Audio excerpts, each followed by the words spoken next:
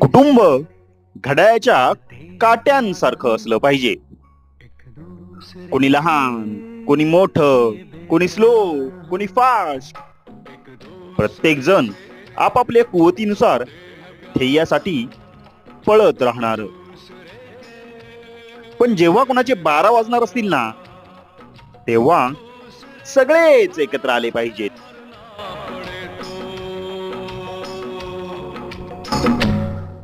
तैयार हम